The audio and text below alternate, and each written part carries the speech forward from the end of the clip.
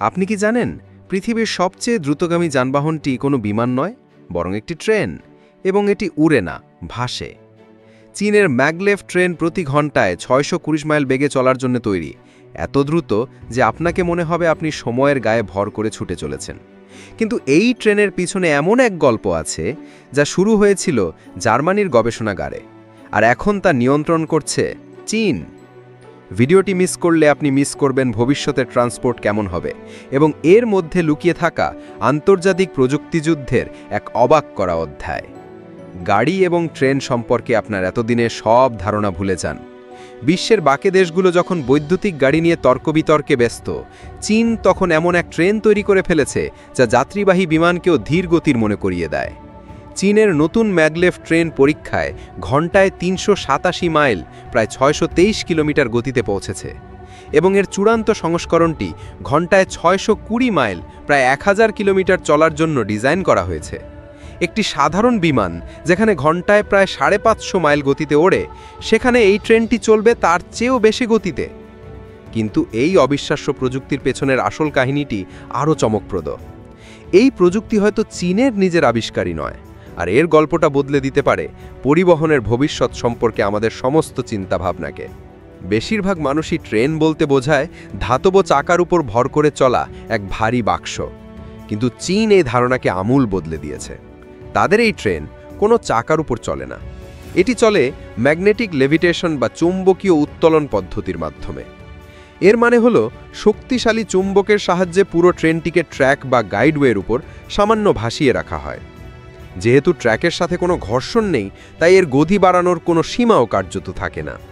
ট্রেনটি একটি নিয়ন্ত্রিত চৌম্বকীয় ক্ষেত্রে ভেসে চলে, যা একে প্রচণ্ড গতিতে সামনের দিকে ঠেলে দেয়। একে অনেকটা চৌম্বকীয় কামান থেকে ছোড়া বুলেটের সাথে তুলনা করা যেতে পারে। পার্থক্য শুধু এই যে এই বুলেটটি আসলে একটি যাত্রীবাহী ট্রেন।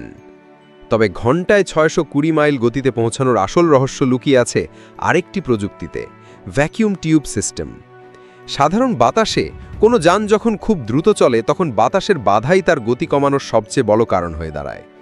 চীনের সমাধান হলো পুরো ম্যাগলেভ ট্রেন ব্যবস্থাটিকে একটি প্রায় শূন্য বা কম বায়ুচাপের টিউবের মধ্যে স্থাপন করা।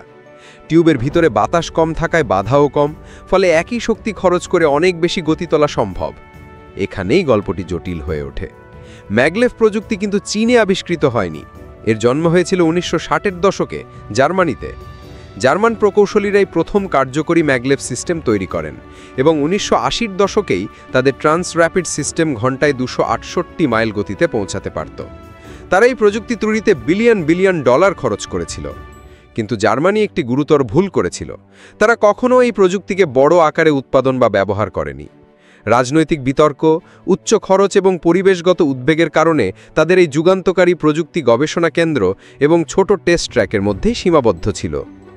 তাহলে চীন কিভাবে বিশ্বের সবচেয়ে দ্রুত ম্যাগলেভের মালিক হলো? এর উত্তর হলো কৌশল। ২০০০ সালের শুরুর দিকে চীনের দ্রুত তাদের পরিবহন ব্যবস্থার উন্নতি করার প্রয়োজন ছিল। তারা জার্মান সংস্থাগুলোকে চীনে ম্যাগলেভ সিস্টেম তৈরি করার জন্য আমন্ত্রণ জানায়। চুক্তিটি সহজ ছিল, জার্মানরা প্রযুক্তি দেবে আর চীনেরা নির্মাণ কাজ করবে। সংঘায় ২০০৪ সালে তার প্রথম কমার্শিয়াল ম্যাগলেভ লাইন পায়, যা জার্মান সংস্থা ট্রান্স র্যাপিড দ্বারা নির্মিত হয়েছিল। এটি এয়ারপোর্টকে শহরের কেন্দ্রের সাথে সংযুক্ত করেছিল। কিন্তু এই প্রযুক্তি হস্তান্তর চুক্তির আড়ালে চীনের প্রকৌশলীরা জার্মান বিশেষজ্ঞদের সাথে কাজ করে এই সিস্টেমের আগাগোড়া শিখে ফেলেন। কয়েক বছরের মধ্যেই তারা ম্যাগলেভ প্রযুক্তি ততটাই বুঝে ফেলেন যতটা জার্মান উদ্ভাবকরা জানতেন। তারপর চীন সেই জ্ঞান নিয়ে তাকে আরও উন্নত এবং দ্রুতগতির করার কাজে নেমে পড়ে, যা আজ আমরা দেখতে পাচ্ছি। চীনের এই গতির প্রতি আবেশ নিছক বড়াই করার জন্য নয়, এটা তাদের জন্য অর্থনৈতিকভাবে টিকে থাকার প্রশ্ন।